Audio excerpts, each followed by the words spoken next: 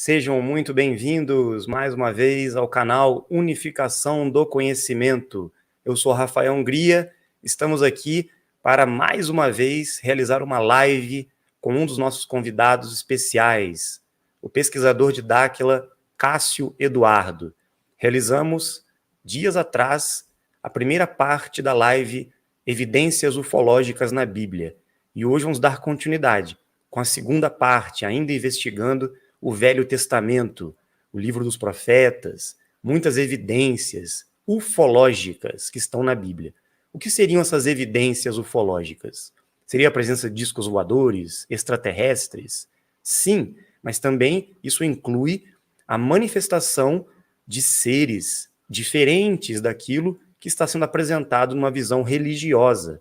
Muitas vezes foram confundidos com anjos, com seres divinos, mas será que não são apenas alguns seres que convivem conosco aqui na Terra e estão presentes há muito tempo entre nós, nossos vizinhos de outras regiões da Terra?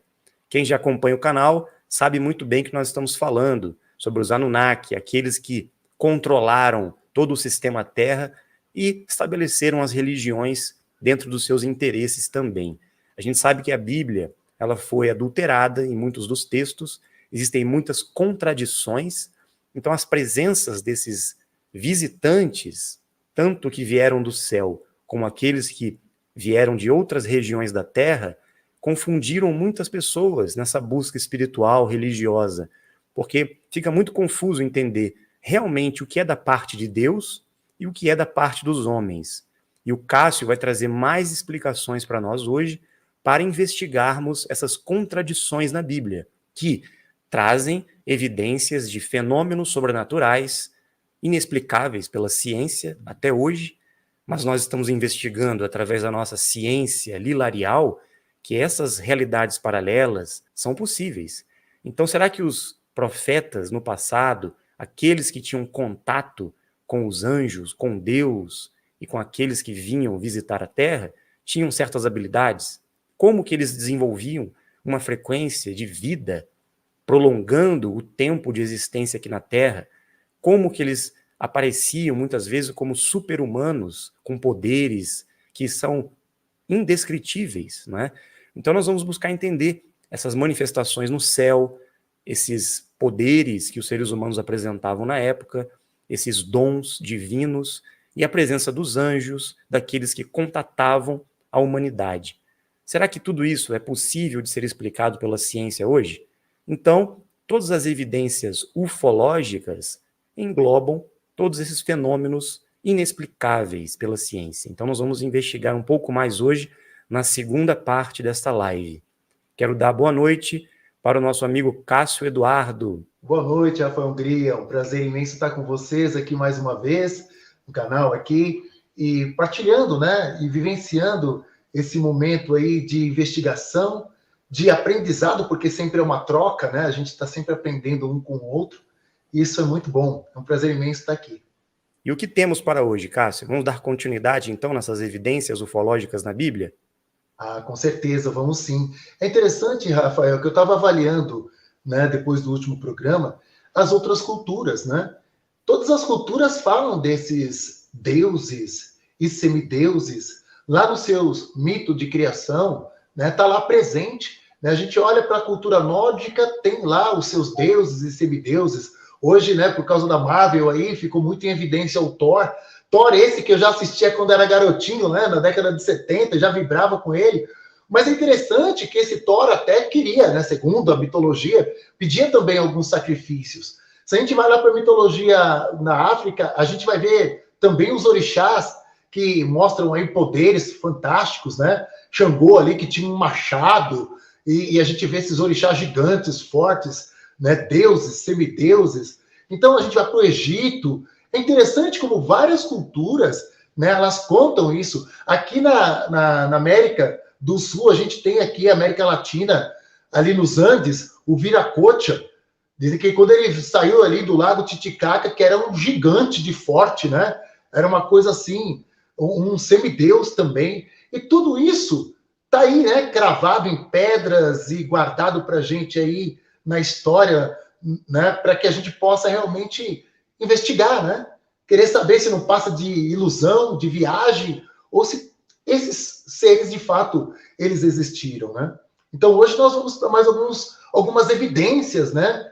De coisas interessantes aí que a gente pode investigar. Exatamente. E não só na Bíblia, né, Cássio? Outras culturas, outras escrituras religiosas e sagradas apresentam essas evidências também, principalmente na Índia, né, em outros povos. Mas vamos focar na Bíblia hoje, porque muitas pessoas têm essa curiosidade de desmistificar também o passado para a gente entender o futuro e o que está acontecendo agora. Então vamos lá. Perfeito. Evidências ufológicas na Bíblia, parte 2. Vamos começar então com Jacó lutando com Deus. Vai lá, Cássio. Exato. Eu quero colocar esse momento, né, que é um momento onde, mais uma vez, na Bíblia, tem uma certa confusão. Não se sabe bem se é um anjo, não se sabe bem se é Deus, então não sabe bem. Mas na Bíblia está bem claro, ali na tradução do hebraico, e até mesmo no grego, que era Deus ali.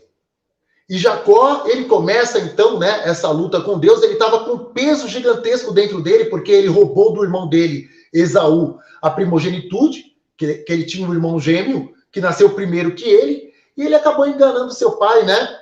Acabou ali, Abraão gerou Isaac e gerou Jacó, e nesse momento aí, o Jacó, ele acaba tomando a primogenitude. E ele está ali no deserto, está com a sua esposa e tal, e aparece esse ser. Aparece esse ser alado aí, esse ser gigante, que Jacó então começa a brigar com ele. E o dia vai clareando. E Jacó ali, não podendo vencer, ele segurou, né, Deus, e Deus falou assim para ele: você tem que me soltar. Você tem que me soltar porque o dia está clareando e eu tenho que ir embora. Aí eu pergunto, por que essa pressa de ir embora? Nós sabemos nos contatos que nós temos, né, que quando a malha magnética está propícia para chegar um ser, que eles chegam na bolha, eles têm um tempo para estar com a gente. Isso para a gente é muito interessante para nós de Dáquila, porque a gente acaba fazendo esse paralelo. E este ser, ali com Jacó, ele está com uma pressa de voltar. E Jacó fala: pera, eu não vou te soltar antes que você me abençoe. Você vai ter que me abençoar. Então ele percebe ali a grandiosidade daquele ser que está ali lutando com ele. E o ser vai lá e abençoa ele e troca o nome dele. É interessante que todas as vezes que a gente vê na Bíblia que uma pessoa recebe um outro nome, automaticamente ela tem uma missão. É a vibração sonora dele. A primeira vibração sonora de Jacó está mais ligado àquele que pega pelo calcanhar, aquele que é traiçoeiro, né? Então ele não gostava disso. E na hora que Deus ali troca o nome dele, porque aconteceu isso com Abraão também, Deus trocou o nome dele, né? Era Abrão, e ele virou Abraão, e Sara, a Sarai, né, esposa de Abraão, virou Sara. Então, mais uma vez aí nessa manifestação, né, Deus ali troca o nome de Jacó e dá o nome de Israel, que quer dizer aquele que lutou com Deus e venceu. Quem é que pode lutar com Deus, gente? Sabe? Quem é que pode lutar com... Eu estou falando do Criador mesmo. Estou falando do Criador. Quem é que pode lutar com ele e vencer? Então é um texto bem enigmático aí do Antigo Testamento, né, que vale a pena vocês lerem, né? Eu percebo que algumas pessoas falaram assim: mas não tem prova disso. Gente, eu coloco aí, tá na Bíblia, tá lá Gênesis capítulo 32, do versículo 22 ao 32. Vocês podem buscar lá na Bíblia, é um fato, tá bom? Então dá uma olhada lá que vocês vão poder comparar. Realmente é muito curioso, né? O fato de Jacó lutar contra Deus. Seria esse Deus apenas um personagem, ou talvez um Anunnaki, ou um suposto anjo que estava ali se passando por um representante de Deus, né? Isso não tem sentido. Um ser humano lutar contra um ser divino, né? Não tem nexo nenhum dentro da nossa concepção coerente das coisas, né? Exatamente. Bem, nesse próximo slide eu quero voltar um pouquinho, né? O primeiro programa, que a gente falou da Arca da Aliança. A Arca da Aliança era um artefato que acompanhava o povo de Israel, né, para todos os lugares que eles iam, né? Então, como eles estavam chegando lá na Terra Prometida e eles foram ali, através da guerra, conquistando os espaços, eles precisavam, então, conquistar mais um, que era praticamente intransponível. Era uma torre gigantesca, né? Blocos largos, né? E eles chegaram lá com a Arca da Aliança, essa mesma Arca da Aliança que eles, um pouco mais para frente, eles acabaram perdendo, né, essa Arca da Aliança, mas depois resgataram essa Arca da Aliança, porque os seus inimigos, eles tinham um medo gigantesco desse artefato, porque eles percebiam assim, que onde o povo de Israel chegava com aquele artefato, aconteciam coisas mirabolantes, né? Então, quando eles chegaram nessa cidade de Jericó, eles não conseguiam entrar. E essa cidade era a cidade dos cananeus. Entendam, gente? Eles tinham um propósito, segundo aquela história que eu falei para vocês no último programa, de destruir os descendentes de Canaã, o que eram realmente os filhos de Cã, segundo lá aquela maldição de Noé, como eu falei para vocês. Então, aí, nessa cidade de Jericó, estavam os cananeus. E se vocês olharem para o livro de Deuteronômio, o capítulo 20 de Deuteronômio, que era a lei, está dizendo assim que, se for guerrear com outros povos, que não são ali da origem de Cã, você pode poupar.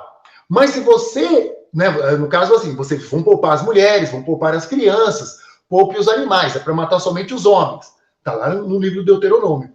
Mas, se forem os descendentes de Cã, vocês não vão poupar nada, nem mulheres, nem crianças, nem os animais. Vocês só vão deixar as árvores frutíferas, que podem servir para vocês aí de alimento, mas o resto vocês vão destruir tudo. Então, quando eles chegaram lá, eles viram que era muito difícil de entrar na cidade. Josué pediu para que eles dessem durante 7 dias volta com a Arca da Aliança, em torno da muralha da cidade de Jericó. E no 7º dia, eles tocaram as trombetas e gritaram fortemente. Foi aonde caiu as muralhas de Jericó. E eles destruíram tudo, gente. Foi uma carnificina a entrada em Jericó. Se nós olharmos assim, né, com a nossa ética, porque quem estudou direito sabe que tem a parte do direito de guerra, né? E que sempre tem uma política de não exagerar, né? Aquela questão ética de poupar mulheres, crianças, homens que também se rendam. Quem estudou direito aí sabe disso, que não precisa desse tipo de exagero. E como eu falei no último programa, eu sempre gosto de me apoiar num Deus que é misericórdia, né? Com Deus que ele não tem sentimentos humanos, que não é vingativo, que não é ciumento, né? Mas aí a gente olha para uma coisa, né, uma atrocidade, né? Uma coisa gigantesca aí, que muitos morreram, né? E mais uma vez eles usaram de artefatos, usaram realmente de uma tecnologia muito interessante para conseguir essa conquista. É interessante, gente, que eles estavam realmente chefiados por Josué. E nós tivemos um contato, se eu não me engano, foi em 2011, que o Bilu disse que a construção de Jericó, dessas muralhas, foi realmente uma coisa das 49 raças. E aí eu falei, caramba! Aí me vem a pergunta, né? É um questionamento, uma oportunidade, eu quero conversar com o Bilu para saber a respeito disso. Se Jericó é uma construção das 49 raças, e o Josué estava sob o comando, né, de quem para fazer aquilo? Era o pensamento humano? Era Enlil? Quem era que estava ali dando essas coordenadas para Josué? Uma tecnologia dessa para derrubar uma muralha, realmente, não é algo desse mundo. Então, essa tecnologia, esse artefato que emitia uma vibração sonora, e a gente sabe que certas vibrações sonoras podem realmente causar certos fenômenos, aí, inclusive atuando na matéria. Então, é possível Exato. que eles receberam orientação de inteligências superiores para realmente derrubar essa muralha, né? Com certeza tinha alguma tecnologia, um conhecimento diferenciado por trás, né? É verdade, porque o som, ele é muito importante, né? Existe muita técnica, né, tanto de cura, né? Quantas pessoas que fazem curas utilizando a música, dependendo da vibração sonora que é criado por um instrumento ou pela voz, é possível quebrar copos de cristais, criar movimentações, né? Então, o som é uma coisa muito interessante. É interessante isso também, porque na criação é através do som, né? E Deus disse. E a vibração sonora do Criador faz com que as coisas existam. É muito interessante isso também, né? Então, tá aí, né? A tecnologia aí, uma coisa forte aí que a gente sabe que é possível de fazer transformações. E isso acabou se perdendo com a história, né? Acabou se perdendo com o tempo. Outra coisa também que é muito interessante, gente, é na pessoa de Sansão. Está aí no livro de Juízes, capítulo 13, né? Toda a história desse juiz foi um período onde o povo de Israel não tinha um rei, mas eles precisavam de líderes, né? Então eles instituíram alguns líderes que eram escolhidos através dos profetas e tal, e Deus indicava. O nascimento de Sansão, o pai dele estava meio distante da sua mãe, e um anjo chega. É mais um momento, né, que chega um anjo e que a esposa, né, não sabia ali quem era que estava ali conversando. Não sabia se era Deus e não sabia se era um anjo. E falou que ela estaria... Mais uma vez, uma mulher que era estéril, né, e vem a mesma narrativa. Vai nascer de ti um juiz que vai estar salvando o povo. Quando esse anjo aparece por segunda vez, o casal tem a certeza, os pais de Sansão, né? Eles têm a certeza que estão falando com Deus Todo-Poderoso. Sansão cresceu e ele tinha uma força descomunal. Me faz lembrar um pouco Hércules, né? A gente vê aí na mitologia grega aí, o Hércules. Então Sansão era um cara gigantesco de força, era uma coisa imensa, só que tinha um emocional. Quem quiser dar uma olhada no livro, estudar um pouquinho, você vai ver que ele era bem comprometido na sua parte emocional. E o que Sansão fez? Numa ocasião, né, que ele foi contrariado, ele pegou a queixada de um jumento e matou 1000 homens de uma vez. Mas de uma vez, ele pegou aquela queixada de jumento e fez esse estrago. Então, Sansão, ele tinha uma força, né, era um super-humano. Com certeza, Sansão, ele era um super-humano. E a gente sabe que no nosso processo evolutivo, trabalhando as habilidades, trabalhando o nosso corpo físico, que a gente vai conseguir conservar a juventude, a gente vai conseguir ter saúde e vamos dar esse salto, né, para ser esse super-humano. Então é interessante também a pessoa de Sansão e o contato que eles têm, né, com esse anjo, com esse ser, né, que eles não sabiam discernir se era Deus mesmo ou se era um anjo. Então eu faço questão de ressaltar isso. Por quê? Porque qualquer manifestação dessa, como eu disse para vocês, é uma epifania, né? É uma epifania, uma teofania. Manifestação de Deus. Mas que Deus? Que Deus que está se falando aí? Daniel na cova dos leões. É interessante, gente. Eu deixei aí para vocês o capítulo 10 até o capítulo 12, que é a manifestação de um anjo. E também do 14 ao 23, né? Depois o capítulo, o versículo do 23, do versículo 23 até o versículo 42. É que Daniel, ele viveu tanta coisa, gente. Só da história de Daniel dá pra gente fazer uma live. Porque a história de Daniel acontece num período que o povo foi levado cativo para a Babilônia. Nabucodonosor levou a elite, né? Os profetas, o povo que tinha grana, levou cativo para a Babilônia. E esse povo, eles ficaram presos na Babilônia 70 anos, gente. É tempo pra caramba, né? E nesse período, Daniel, acontece muitas coisas com ele. E dentre uma das coisas assim que me chama a atenção, foi um momento onde ele estava com muita fome, fazendo o jejum dele, e ele não ia comer nada que foi dado a ele como coisa impura. E estava lá, né? No reino de Judá, o profeta Abacuque, que não foi levado cativo. E Daniel estava na Babilônia, gente. É coisa de mais de 1000 quilômetros.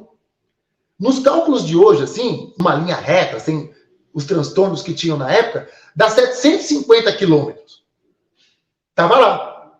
Daniel preso na Babilônia. E o profeta Abacuque estava em Israel, no reino de Judá. Um anjo do Senhor, aí mais uma vez, não se sabe se esse anjo do Senhor é Deus, tem hora que o autor acha que é Deus e tem hora que não, fala para o profeta Abacuque: você vai ter que ir lá para a Babilônia e levar comida para Daniel. E aí o Abacuque falou assim: mas eu não sei nem onde é que fica essa Babilônia. Como que eu vou para lá? E aí o anjo do Senhor falou: vem comigo. Preparou lá o marmitex, vamos falar assim, fez o marmitex ali. O anjo do Senhor pega Abacuque pelos cabelos e, como está escrito na Bíblia aqui, na velocidade do pensamento, gente, olha que velocidade é essa. É mais rápido que a velocidade da luz, né? Isso aí é um teletransporte. Abacuque está lá, puf, na Babilônia. Na cova dos leões. Daniel foi jogado lá para ser morto pelos leões, e nada dos leões comerem Daniel, né? Que era um homem forte da oração. Abacuque vai lá e leva o marmitex para ele, come aí. Terminou de comer, o anjo do Senhor pega Abacuque pelos cabelos e, na velocidade do pensamento, leva ele de volta mais de 1.000 quilômetros aí. E ele está de volta em Jerusalém. Olha só que coisa interessante, gente. Olha só esse teletransporte. Como é possível isso acontecer? Como é possível? Que tecnologia que é essa? Né? É muito interessante isso da gente avaliar. Outra coisa também que acontece com o profeta Daniel é que ele tem uma visão de um ser que chegou para ele, que ele também não sabia definir o que era. Mas ele fala que esse ser era grande, estava vestido de um linho maravilhoso, que os olhos dele eram 2 tochas de fogo, que os pés dele eram como se fosse bronze polido, e as mãos também. E ele irradiava como se fosse um fogo flamejante, todo o corpo dele. Tinha uma energia que o envolvia e que era um fogo gigantesco. E que aquela energia foi tão forte, que os joelhos dele vacilou e ele caiu meio que mole no chão, meio que desmaiado. Ele falava que tinha outros prisioneiros ali do lado dele, mas só ele escutava e só ele via. Gente, é interessante isso, porque a gente já experimentou contatos assim, sabe? Que se a gente não ajusta aquela pessoa que está do nosso lado com um tapinha na mão ou alguma ativação, a pessoa não consegue escutar e ela não consegue ver. É tudo uma questão de frequência, gente. O enxergar e o escutar é frequência. É assim como vocês estão aí me vendo, e eu estou vendo o Rafael aqui, não vejo vocês, mas se a minha habilidade fosse tamanha, seria possível vê-los também. Então, veja só, tem contatos que são assim. Então, dá para entender o que Daniel estava ali vivendo. E aí o ser pega Daniel, levanta ele e fala: "Ô, pô, fica firme.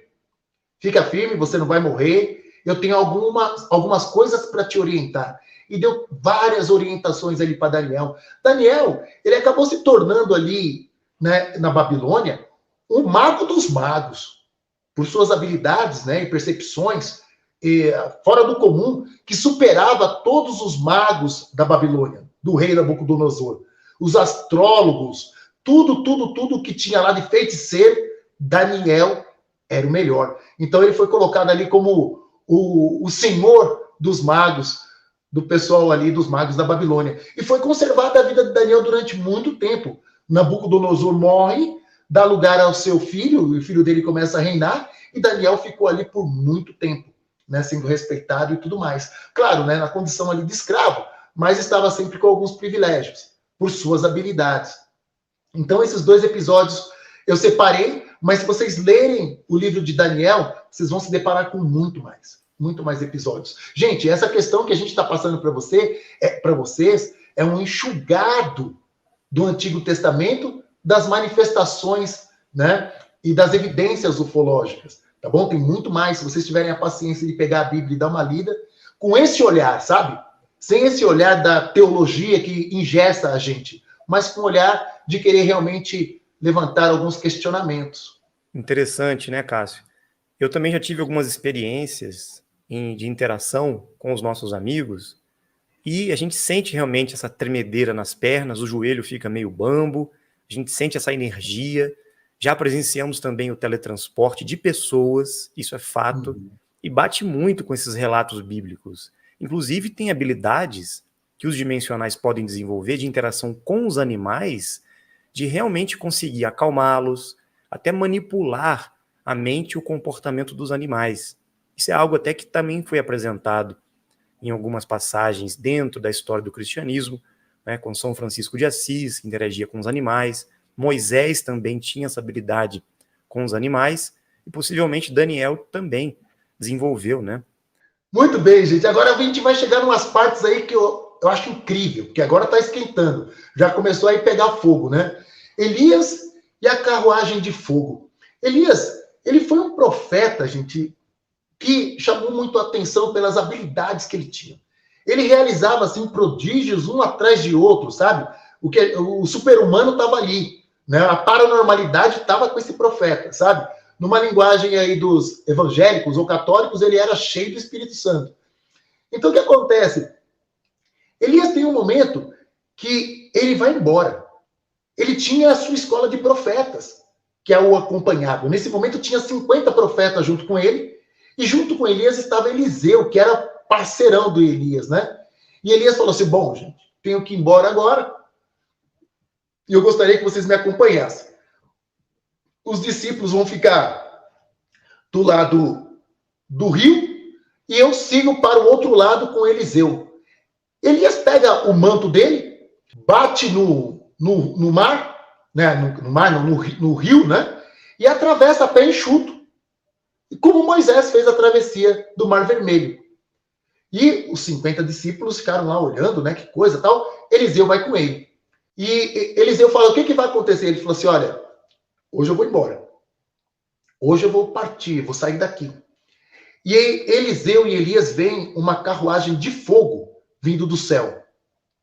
E essa carruagem de fogo envolve Elias. E Elias é arrebatado. Ele é levado. E Eliseu falou assim, eu quero uma carga dobrada desse seu poder, Elias. Para eu tocar aqui o que eu tenho que fazer, conduzir essa escola de profetas. E Elias falou, ok. Nessa que Elias vai embora, a roupa de Elias cai.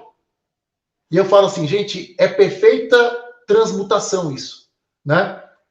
É um transmutado. Ele vira energia ali, ele vai embora. Eliseu, então, pega a capa de Elias e ele consegue realizar os mesmos prodígios que Elias fazia.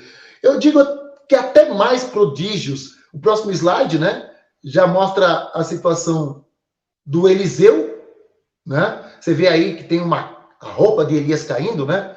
Eliseu ali, uau, caramba, tal, né? Vocês vão encontrar isso no 2 Reis.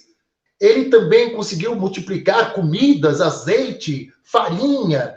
Eliseu fez muitas coisas, muitas coisas. É interessante dar uma lida também sobre a história desse profeta, né? Ele estava ali com o super-humano bem forte nele ali, realizando muitas coisas. Eu queria pontuar, Cássio, nessa experiência e passagem de Elias e a carruagem de fogo, que nós também tivemos uma experiência parecida. Nós já vimos isso acontecer, esses fenômenos. Realmente parecem veículos voadores e deixam um rastro de fogo, como se fossem grandes manifestações de fogo no céu. Só que é um fogo que não queima. E nós presenciamos em 2012 o nosso amigo Urandir ser levado também por uma bola de fogo. Ele foi levado dentro do carro dele. Muitos estavam lá, não sei se você estava, né, Cássio? Veio uma cortina, né, de névoa, sabe? Uma bruma muito bonita, e esse fogo dentro do carro que rodou, e daqui a pouco, fum, acabou. Exatamente. E também teve um dia também, né, que a gente entregou o livro da Aliança, né?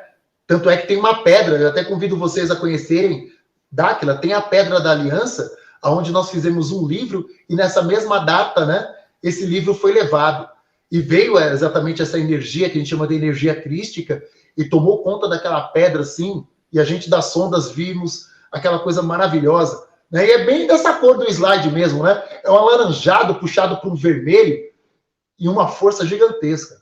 E a experiência que o Urandir teve foi muito similar à do Elias, né? Ele foi levado, inclusive ficou 3 dias nos mundos paralelos, foi viajar, né, com os nossos amigos, depois retornou. Então, é muito semelhante mesmo. Gente, esse momento também é um clássico, né? Eu adoro Ezequiel né? O capítulo 1 de Ezequiel, depois o capítulo 10 de Ezequiel, porque por 2 vezes ele tem essa visão.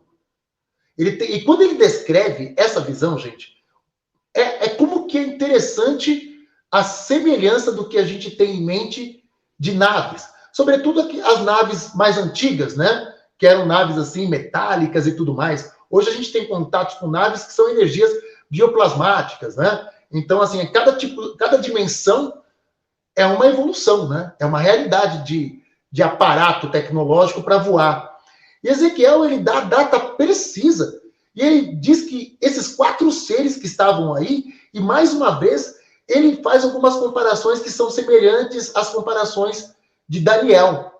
De como eram os olhos, de como eram os pés, né? E ele diz que esses seres tinham 4 asas, cada um deles, e cada um desses seres também tinham 4 faces, uma face de homem, uma face de leão, né? Uma face de boi, uma face de águia, e que quando eles abriam a boca era como se fosse a voz de muitos homens, que a nave, né, que chegou, quando ele avistou de longe, era uma bola de fogo flamejante que emitia raios, e que os seres que estavam dentro dessas esferas de fogo conduziam essas esferas com o seu pensamento.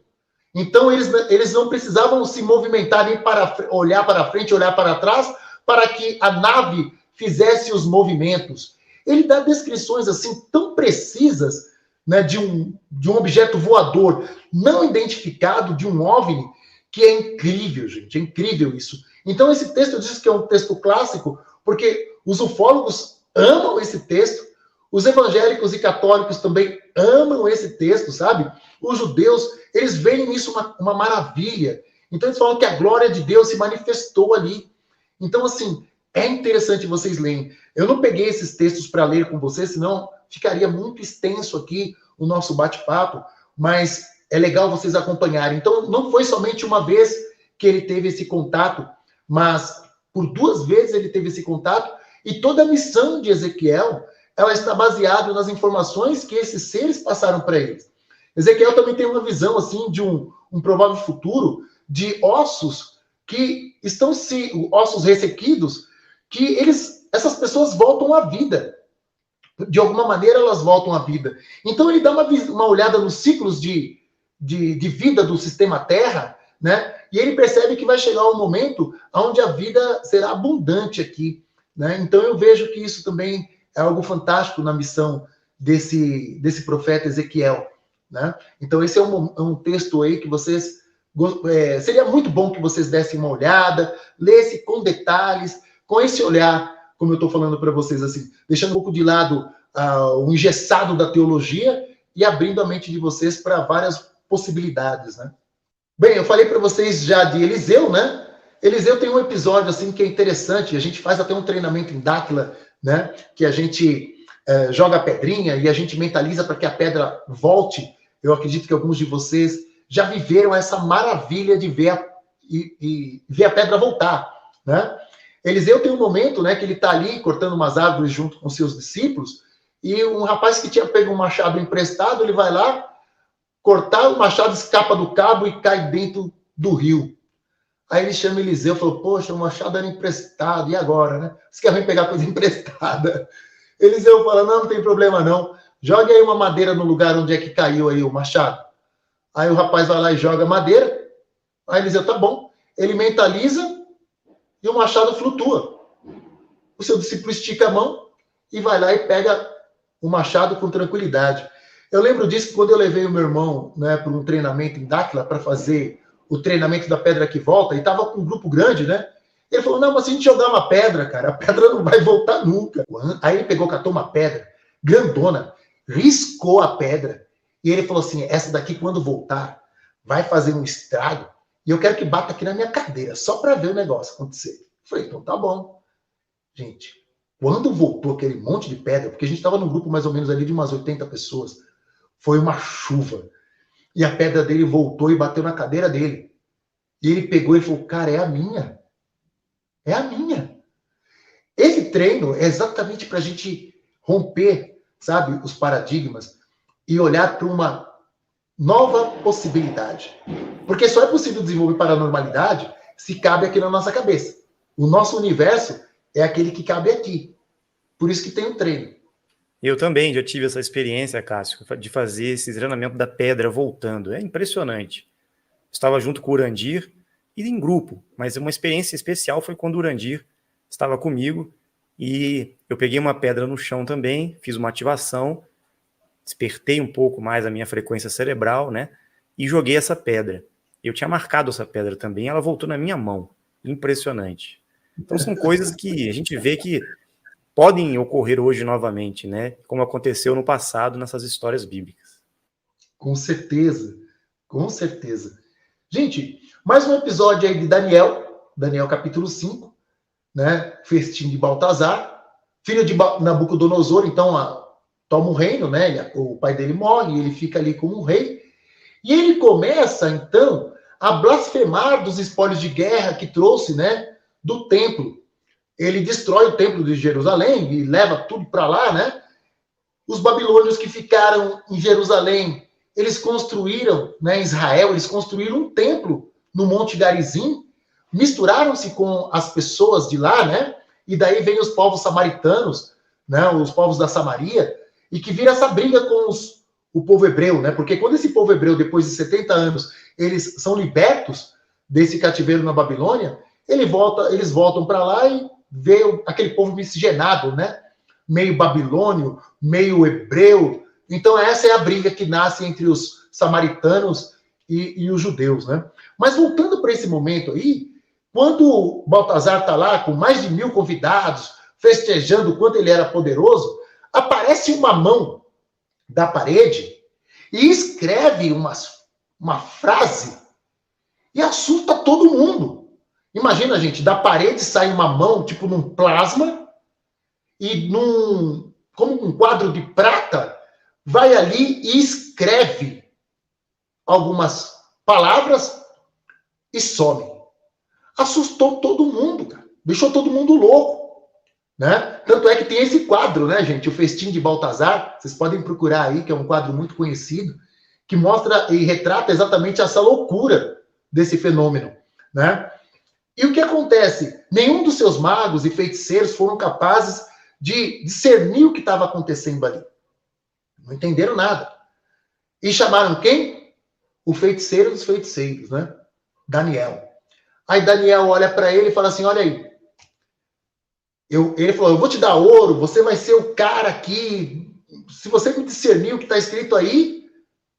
Aí ele falou, não quero nada do seu ouro, não quero nada do seu poder, eu vou só te falar, porque eu vou falar.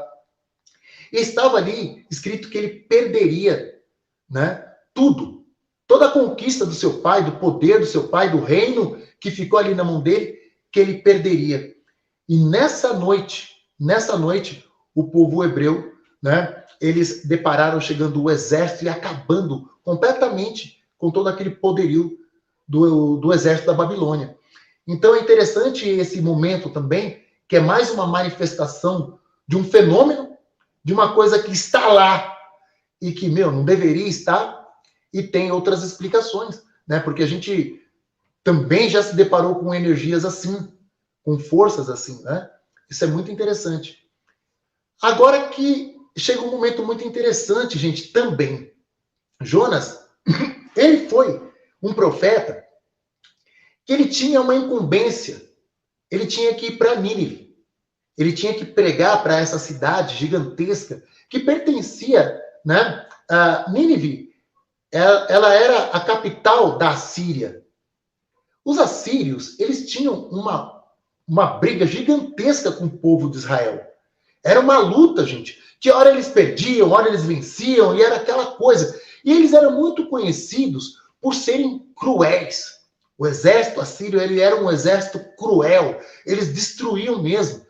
Então, quando Deus ele chega para o profeta Jonas e fala, Jonas, você tem que ir lá para Nínive e pregar para aquele povo ninivita. Se eles não se mudar o comportamento, se eles não se converterem, eles vão perecer, eles vão sofrer. Então eu estou pedindo para você ir na frente para acalmar aquele povo. O profeta Jonas, ele é bem próximo do profeta Isaías, né? Então, o que acontece? Era um conflito que estava muito forte, né? Nesse momento. Quando Jonas, ele percebe da missão, ele fica com medo de ser morto pelos ninivitas, enfim, não queria fazer aquela missão. Em vez de ir para Nínive, ele pegou um barco no mar Mediterrâneo e estava indo para Tarsis. Ele estava indo para o lado oposto. E aí começou a dar aquela tempestade, e o povo achando que tinha um azarento ali, né? E o próprio Jonas falou, não, sou eu mesmo. Eu estou com a zica aqui, vê aí o que vocês querem fazer. Pode me jogar no mar. Pode me jogar. E os caras vão lá e jogam Jonas no mar. Então diz que um peixe gigantesco engole Jonas, né? Será que era o quê? Uma baleia? Um tubarão-baleia? Sabe? Ou era o quê? Um megalodonte? Que era que engoliu ele ali? Muito bem. Diz que Jonas fica 3 dias dentro desse grande peixe. É interessante que tem um livro chamado O Zohar, que faz parte da Cabala, né, a Cabala judaica, que fala que esse grande peixe, por dentro ele era metálico. Gente, que grande peixe metálico. E lembra que eu falava para vocês que os objetos voadores, né, os UFOs, esses UFOs também, os OVNIs, eles se manifestam na água. E quando eles se manifestam na água, eles recebem outro nome, é OSNIs. Então diz que 3 dias Jonas ficou ali dentro, né, desse peixe, desse grande peixe, e que depois esse grande peixe vai lá e cospe Jonas na terra. Gente, essa coisa aconteceu, né, no Mar Mediterrâneo. E Nínive não tem conexão com o Mar Mediterrâneo. Sabe? A Síria, Nínive, está ali perto do rio Tigre. E não tem o rio Tigre, não tem conexão com o Mediterrâneo. Muito bem, mas diz que ele foi cuspido ali na terra. Assim está escrito. E que para ele chegar em Nínive, ele teve que andar ainda mais 3 dias. Então, onde que Jonas foi cuspido? Muito bem, gente. Deus fala para ele falar com os ninivitas. E Jonas não querendo fazer aquilo, ele vai lá e faz uma pregação. Gente, depois vocês leem a pregação de Jonas. Vocês vão tudo morrer! Vocês vão ver, sabe, a pregação da destruição, né? Deus vai tacar fogo aqui, e não sei o quê. O que os ninivitas fizeram? E que foi surpreendente. Jonas lançou toda essa pregação lá e foi embora, né? E ficou esperando Deus tacar fogo em Nínive. E nada de Deus tacar fogo. O que fez? O rei, os profetas de Nínive, o povo lá de Nínive, tudo fizeram jejum, até os animais. Cobriram-se de sacos. E ficaram em oração. E Jonas, vendo de longe ali que Nínive não era destruída, ele começa a brigar com Deus. Ele dá um trabalho, gente. Porque ele briga com Deus, aí Deus faz nascer uma mamona, né? E faz sombra. E no outro dia ele mandou um bicho comer a mamona de uma vez. E Jonas ficou xingando porque ele ficou debaixo do sol. Que Deus não tem misericórdia. Aí Deus falou, poxa, Jonas, aquele povo de lá não sabe discernir a mão direita da esquerda. Eles fizeram penitência, então eu poupei. E Jonas não queria que Deus poupasse os ninivitas. Não queria. Então você olha aí, é um Deus de misericórdia. É um Deus que ama. Que ama, inclusive, os inimigos. E que está dando oportunidades.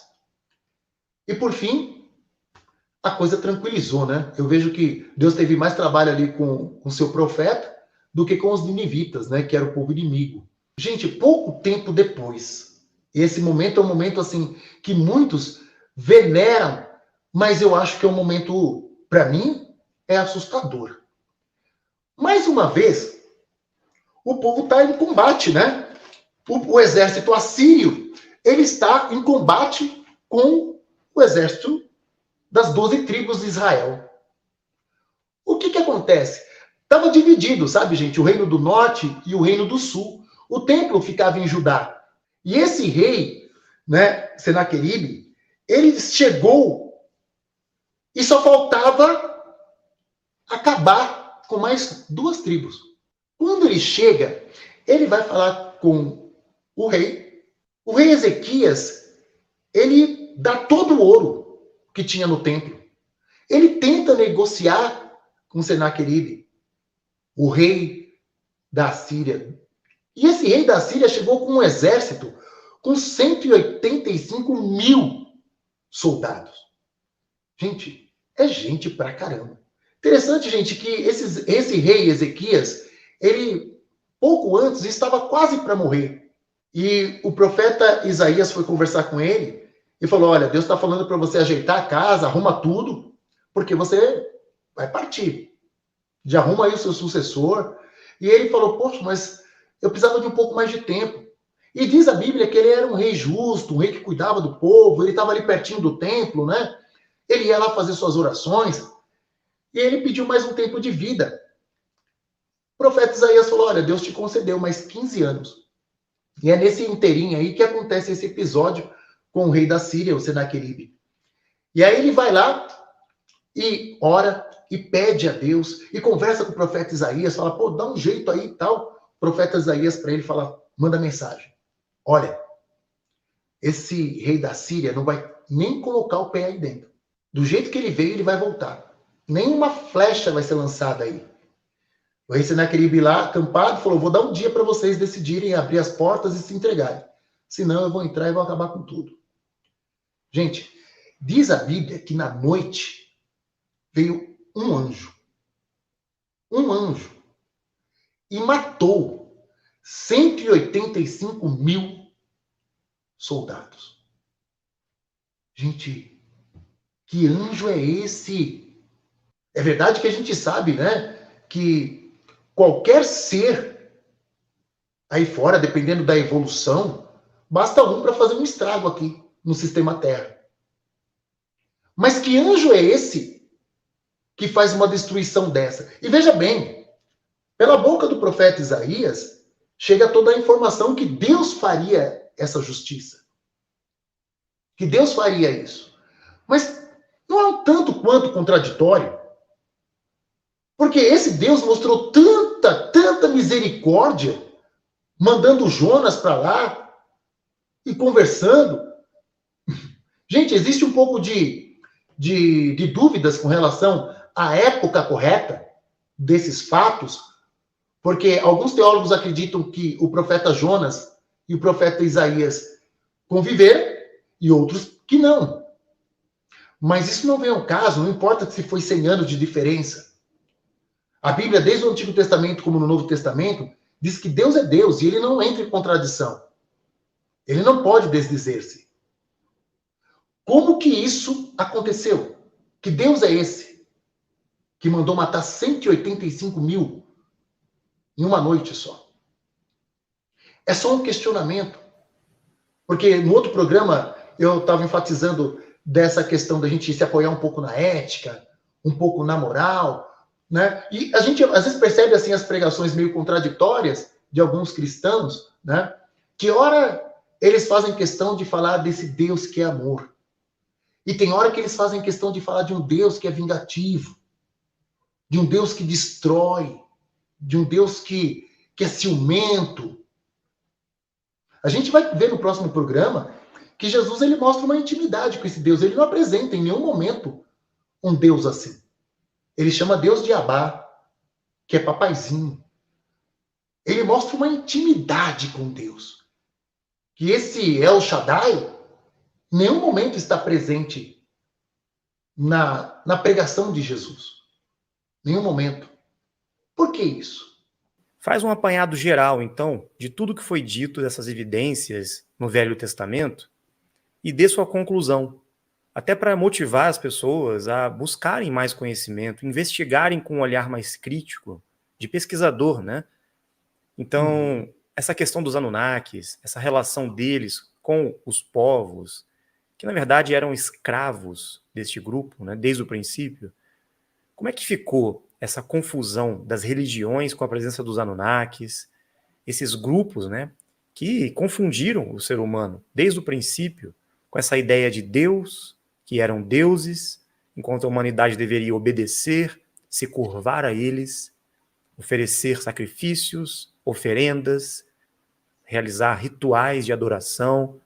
Tudo isso não tem muito sentido, né, da parte de Deus realmente, e sim de seres que estão buscando um poder, um controle. Então, vamos fechar um pouco dando a nossa conclusão. Eu queria que você fechasse dando a sua conclusão sobre todo esse apanhado do Velho Testamento, dessas evidências ufológicas, e como é que você enxerga de fato o que aconteceu. Tá? Vamos lá. Sim, perfeito, Rafael. Muito bem. Como no último programa eu falei algumas questões a respeito, eu quero enfatizar aqui que, no meu ponto de vista, alguns momentos, né, são manifestações humanas, são intenções humanas. Vejam aí nas canalizações, como tem canalizações de Astaxerran que são controversas uma com a outra. A gente olha também dentro do meio pentecostal, né, que isso também acontece muito, né? Por isso que surge cada dia uma igreja nova, porque dentro do universo do astral, quando vem as canalizações, eles dizem: olha, o Espírito Santo me deu um direcionamento, por que não bate com o direcionamento da outra igreja? Por que são completamente antagônicos? Eu acredito que muitas das vezes, né, essa manifestação ela acaba passando por um filtro que é a vontade humana, os interesses humanos. Eu não estou dizendo que Deus ele não conduz a humanidade. Eu estou dizendo que muitas das vezes não é Deus. Muitas das vezes é o nosso humano que está ali à frente e levando as pessoas também para o erro, sabe? Algumas manifestações do Antigo Testamento, a gente tem claro que são esses Anunnakis, que é esse governo do caos, trazendo todo o caos para a humanidade, sabendo que o Adapa, nós, né, que temos essa herança genética, somos assim uma potência. Então, de alguma maneira, eles querem nos subjugar, querem nos colocar nessa situação de subserviência. Então, tem exatamente essa manifestação. A gente sabe também que esse governo do caos, esse governo oculto, fez alianças com grandes líderes aí na história das igrejas e que nos leva a esse comportamento de medo, sabe? De culpa exacerbado. E quando nós mergulhamos nesse comportamento, nessas emoções em excesso, né, de medo e de culpa, a gente não consegue refletir. A gente não anda com as próprias pernas. A gente está sempre precisando ser conduzido. E a ideia nossa não é ser conduzido, nós não podemos. Nós temos que caminhar com as próprias pernas. Isso é importante, é muito importante, né, refletir sobre isso. Então, assim, a minha concepção de tudo isso é que, no final, né, em meio a essas divisões que foram lançadas e mentiras, né, como eu disse para vocês aí, separando o masculino do feminino, tribo A e tribo B, sabe? Não, no final a gente vai perceber que somos um. E que juntos somos muito fortes. E que podemos vencer toda essa mentira, todo esse engano. E que o nosso contato com Deus vai ser um contato direto, sem intermediários.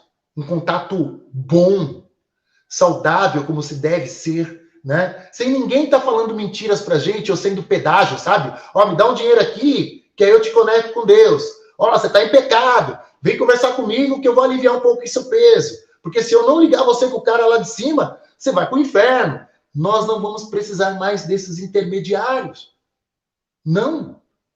Sabe? Nós vamos fazer essa conexão diretamente, né, com o Criador, né, com quem realmente quer nos levar para um caminho de paz, de bem viver, né, de nos tornarmos realmente esses super-humanos. Muito bom, Cássio. Excelente. Eu acho que ficou claro, né, para todos que essas evidências estão escancaradas na Bíblia, em outras religiões também, e cabe a nós agora investigar e buscar mais conhecimento, para que, nos tempos atuais, a gente possa compreender também que existe a possibilidade de darmos seguimento e continuidade nessas interações, nesses contatos, nessa evolução que os povos antigos deixaram para nós. O ser humano manipulou a história, né? Dentro da igreja, em outras religiões também, tudo foi corrompido em interesses políticos, governamentais, religiosos, e a gente sabe que esses grupos que estão no poder estão ainda tentando confundir as pessoas. Por isso estamos fazendo esse esforço de trazer essa lucidez com discernimento, com pesquisas baseados na ciência, nas investigações religiosas e dentre outros campos de pesquisa, arqueológicos também, para unificar e encontrar essas peças que estão faltando para um entendimento maior. Nós precisamos sair do dogma, do fanatismo, dessa prisão que o governo oculto criou e apresentou para a humanidade, e todos caíram, estão até hoje nesses grilhões, né, presos e sem conseguir entender qual é o próximo passo nessa jornada. Então, acho que chegou o momento dessa virada de mesa. Muitos paradigmas vão se quebrar, e nós estamos aqui para, juntos, né, sempre somar nessa busca, nessa propagação das informações. Então, Cássio, dê suas considerações finais para todos. Eu agradeço sua presença mais uma vez. E a terceira parte desta live será sobre o Novo Testamento, hein? Imperdível. Vamos lá. Rafael, muito obrigado por essa oportunidade. Muito obrigado a todos vocês que acompanharam a live, né, até então. E já de antemão quero agradecer a todos que vão assistir depois, né, no momento oportuno. A gente agradece. Quero fazer o convite a vocês a estarem conosco numa oportunidade, né, em Dáquila, em Avalon. Nós teremos treinamentos, as portas estão abertas, né? Todos nós estamos, assim, na mesma busca, né? É um prazer imenso estar aqui dividindo com vocês o conhecimento, né? O que eu pude realmente agregar de conhecimento. É uma alegria muito grande. A próxima, a gente vai falar do Novo Testamento e tem coisas maravilhosas aí para dividir com vocês, até a gente entender, né, toda a trajetória para os tempos atuais. Eu digo para vocês porque a gente vai na fonte. A expedição que nós fomos à Turquia, nós fomos visitar as 7 igrejas do Apocalipse. Nós fomos até a casa de Paulo, né, em Damasco. Nós fizemos vários estudos para que a gente possa, ou pudéssemos passar para vocês a informação, sem esses atropelos, né? Então, Dáquila está sempre aí, pesquisando, né, estudando, para poder, né, contribuir com a evolução de todos nós. Então, muito obrigado e até a próxima live, o próximo programa. Obrigado, Cássio. Nos vemos em breve aí. Com certeza vai ser um sucesso. Então é isso, pessoal. Fiquem bem e nos vemos aí nos próximos vídeos. Não percam, não deixem de acompanhar. E não esqueçam de entrar no nosso grupo do Telegram. Muita informação e muitos estudos estamos compartilhando com todos. Até a próxima. Valeu, Cássio. Obrigado, gente.